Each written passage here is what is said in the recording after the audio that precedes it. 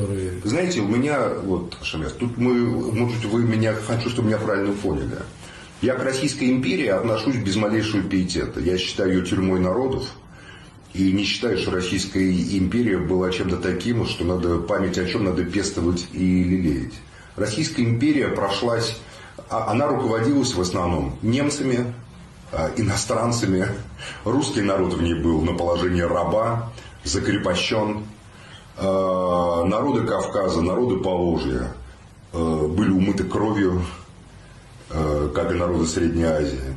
Это была и империя, сущность которой определил четко, по-моему, Маркс, что это был слабейший хищник, которому было позволено стоять на коленях перед более сильными хищниками Запада и терзать мясо более слабых народов.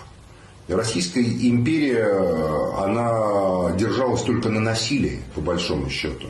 Только сила, армия и жандармы, вот была ее сила. Кто-то был не согласен, поднимал голос сразу в кандалы, в Сибирь. Сколько замечательных людей с Кавказа погибли в этих каторгах. Кунта-Хаджи, чеченский учитель религиозный, понимаете? Шейх Мансур, которого знал и адыгский народ тоже. Он был именно, по-моему, там, где Баталпашинская сейчас, значит, станица, там он был арестован и припровожден тоже туда. И многие другие. Отношения Российской империи с народами Кавказа далеки от идиллии. Это огромная 70-летняя война, начиная с шейха Мансура и до пленения, до последнего боя на Красной Поляне. И что она принесла хорошего народам Кавказа, эта война? Что она принесла хорошего русскому народу? Она породила огромный эпос, но огромные жертвы. Я думаю, что мы живем не благодаря этому, а вопреки этому. Мы живем и общаемся друг с другом не потому, что мы каким-то фельдмаршалам и генералиссусам чем-то обязаны. Ничем мы им не обязаны. Мы сидим с вами рядом с местом, где Суворов, приведя калмыков, уничтожил нагайцев. Разве это не так? Это так. Почему мы не говорим о том, что было в истории? То, что делали с адыгами, то, что делали с русскими, когда подавляли Пугачевское восстание или восстание Степана Разина.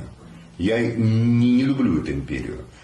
Я понимаю, что государству нужно, и что в истории государства проходят определенные этапы развития. Ну, как нужно? Я считаю, что люди между собой могут договориться, вполне жить на иных основаниях.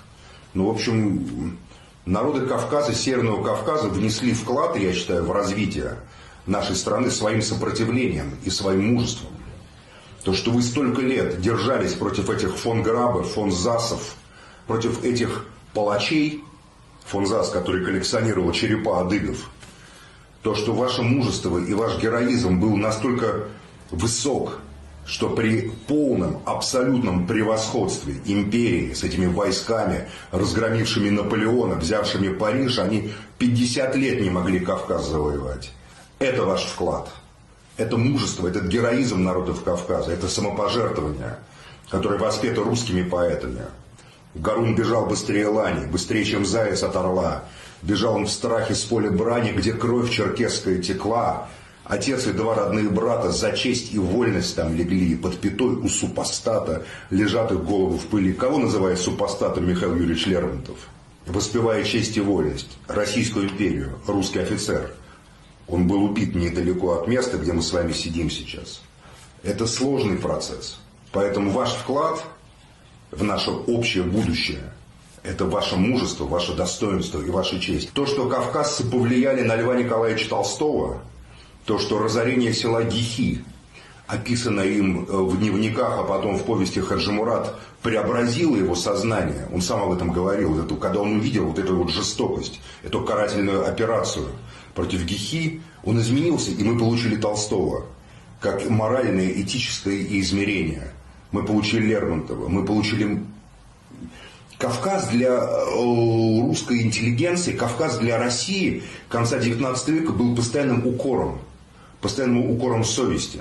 Как сказал наказной атаман Хомутов, когда министр Милютин проектировал депортацию, геноцид адыгов по заданию Александра II, царя-освободителя так называемого, Он сказал: мы, православные казаки, не можем так поступать с людьми. Мы воевали с черкесами. Но смысл был такой, вы знаете, наверное. Но лишать людей родины мы не можем. Вот это голос русского человека для меня. Хотя Хомутов сам был не казак, естественно, он был наказной атаман, то есть он был прислан туда на Дон, да. Но все равно, вот, понимаете, это голос нормального человека. Поэтому вы своим мужеством сделали для сопротивления несправедливости, сделали для формирования России, общего нашего дома, который, может быть, еще мы только должны построить, больше, чем все фельдмаршалы на земле вместе взятые, поверьте.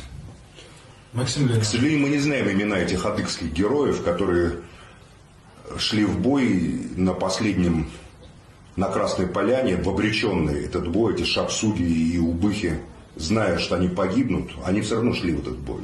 Это великое мужество. Для меня, как для русского человека, это ослепительный подвиг.